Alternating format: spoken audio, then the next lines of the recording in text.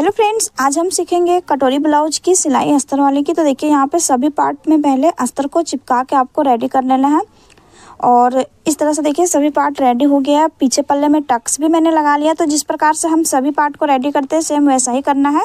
और अस्तर को कैसे चिपकाते हैं, अगर इसकी वीडियो देखनी तो मेरे चैनल पर अपलोड है। दूसरे ब्लाउज में मैंने बताया है शुरू से, तो उसको जाके देख सकते हैं। तो देखिए इस तरीके से तीरे में हम चेक कर लेंगे कि कौन सी कटोरी किस में अटैच होगी और इस तरह से रख लेना है। ठीक है, तो देखिए इस तरीके से करके हम यहाँ पे कटोरी को अटैच करेंगे। ठीक है, तो गले के पास से आपको यहाँ पे लगाना है। कटोरी मैं इसी प्रकार से जोड़ती हूँ। आधा इंच दबाते हुए हम बराबर रखेंगे ऊपर में। और आपको देखिए फ्रेंड्स, किनारा जो होता है कपड़ा का, कटोरी वाला गोलाई और तीरा वाला बराबर मिलाते हुए आपको इस प्रकार से धीरे धीरे सिलाई लगानी। कहीं पे कोई भी पार्ट को खींचना नहीं है। और देखिए यहाँ पे कटिंग बिल्कुल परफेक्ट है। हमारा ये जो पार्ट है वो बिल्कुल बराबर आया है। ठीक है, इसी प्रकार से दूसरी वाली को भी सिल लेना। तो ये भी देखिए बिल्कुल परफेक्ट हो गई है।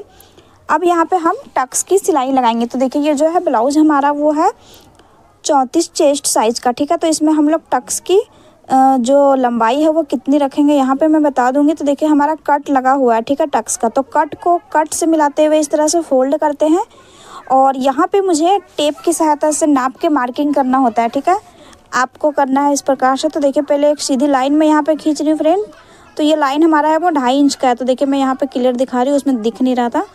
तो मार्जिन लेके 2.5 इंच है, सिलाई होके ये हमारा 2 इंच बचेगा। ठीक है, और अगर इससे हैवी साइज का है तो आप लोग 2.25 इंच 3 इंच कर सकते हैं। तो देखिए इस प्रकार से हमारी कितनी अच्छी ये सिलाई हुई है।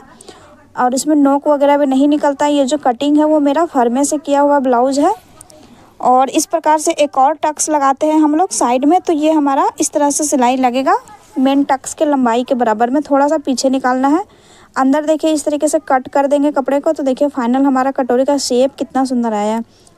अब यहाँ पे बेल्ट की सिलाई करेंगे। तो देखिए इस तरीके से उल्टा रखना है बेल्ट को, हल्का सा नोक को बाहर निकालना है और बराबर करते हुए सिलाई को लगाना है। ठीक है, तो क्योंकि बेल्ट की जो कटिंग है वो राउंड में रहती है, तो आपको थोड़ा सा नोक जो है वो बाहर निकालनी पड़ेगी बेल्ट की। अंदर भी चेक करना है कपड़ा आगे पीछे तो नहीं है।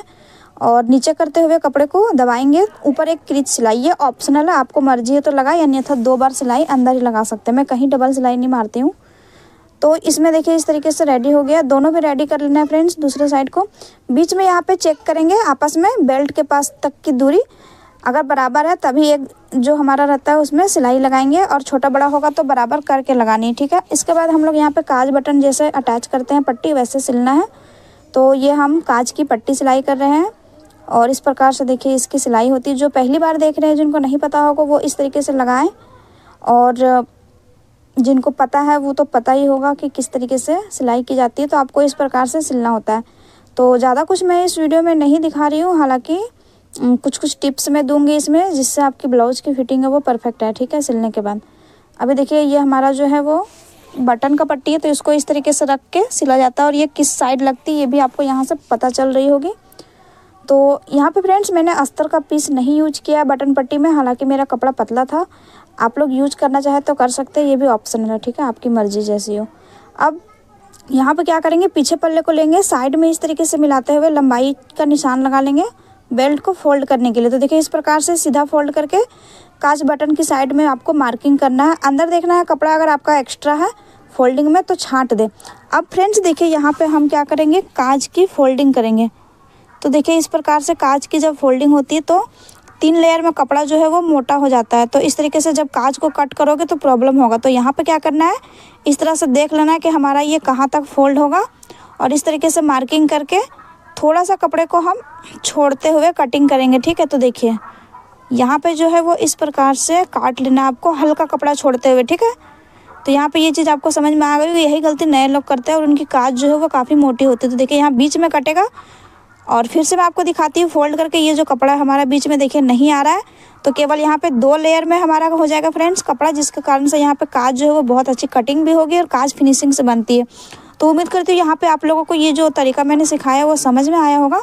और अब नॉर्मली हम फोल्ड करके यहाँ पे सिलाई लगाएंगे। ठीक है, तो देखिए इस प्रकार से जो है हमारा वो नीचे का पट्टी रेडी होता है। यहाँ पे मैं पलटती नहीं हूँ कभी भी बेल्ट को।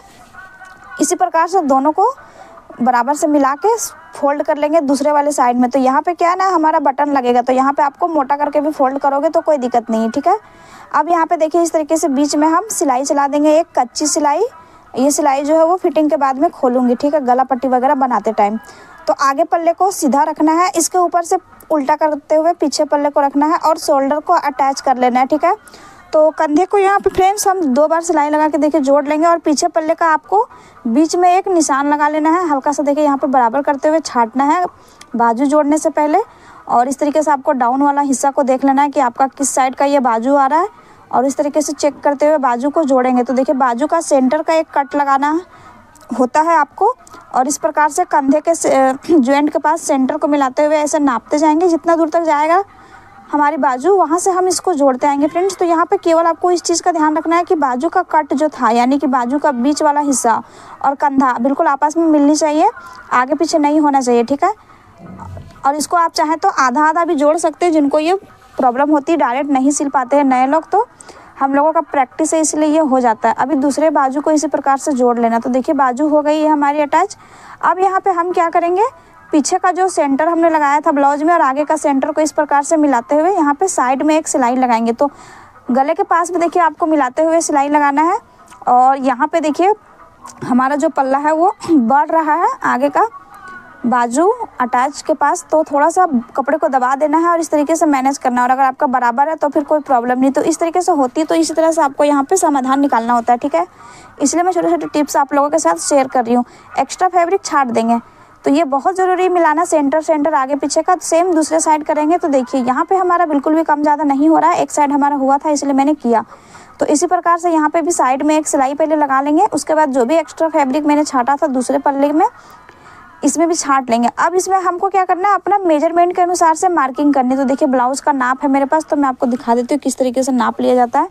नीचे कमर खींचते हुए नापेंगे, 14.5 इंच आ रहा है, ठीक है।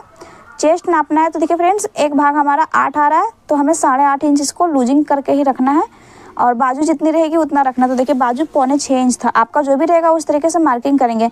तो देखिए यहाँ से इस प्रकार से खींचते हुए निशान लगाएंगे, 8.5 इंच पर करना है, ठीक है, क्योंकि मुझे लूज करने के लिए कहा गया थोड़ा सा चेस्ट, इसीलिए।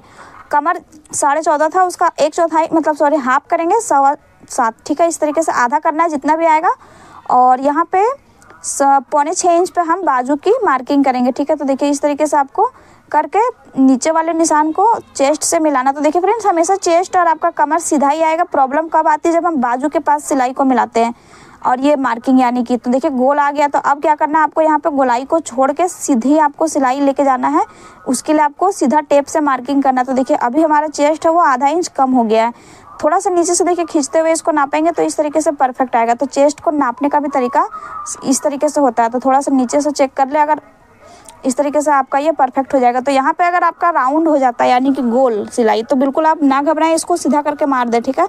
कभी भी ब्लाउज जो है वो टाइट नहीं होगा। तो इस प्रकार से दोनों साइड देखिए हमने फिटिंग कर ली है। जो भी साइड में एक्स्ट्रा कपड़ा आपको छाटना है वो छाट लेंगे थोड़ा बहुत इस तरह से। और अब यहाँ पे ये जो सिलाई है वो थोड़ा सा गोल चला गया है, तो इसको और मैं सीधा करते हुए थोड़ा सा मिला दूंगी फ्रेंड्स, ताकि फिटिंग के टाइम किसी तरह का कोई झोल ना क्रिएट हो पहनने के बाद। और अब हम साइड में 1-2 सिलाई लगा देंगे बाद में ढीला करने के लिए, ठीक है, ब्लाउज को। तो इस तरह से ब्लाउज की फिटिंग की प्रक्रिया समाप्त हो जाती है और इस तरीके से आप किसी भी ब्लाउज की फिटिंग कर सकते हैं। तो देखिए यहाँ पे हम गला पट्टी लगा के इसमें लेस लगाएंगे, तो वो मैं आपको करके दिखाऊंगी। और यहाँ पे देखिए कमर वगैरह आपको चेक कर लेना है, कम ज़्यादा होगा तो उसको ढीला या फिर टाइट कर सकते हैं अभी इस तरीके से। देखिए यहाँ पे हम चेस्ट को भी नापेंगे खींचते हुए, तो देखिए हमारा करीबन ये 16.5 के आसपास 17 पहुँच गया, यानी कि ठीक है हमारा ये। और इस तरह से हमारा हो चुका है। तो चलिए मैं इसमें रेडी करके दिखाती हूँ आपको गला वगैरह, ठीक है, वो मैं इसमें नहीं दिखा रही हूँ। तो इस प्रकार से जो है वो ब्लाउज की प्रॉपर सिलाई आपको करनी होती है। तो देखिए हमने गले को रेडी किया है फ्रेंड्स और इस प्रकार से ब्लाउज की पूरी फिटिंग आ गई। यहाँ पे मैंने थोड़ा सा छोड़ा है क्योंकि यहाँ पे हम काज को कटिंग करते हैं, इसलिए लेस को नहीं लगाते हैं।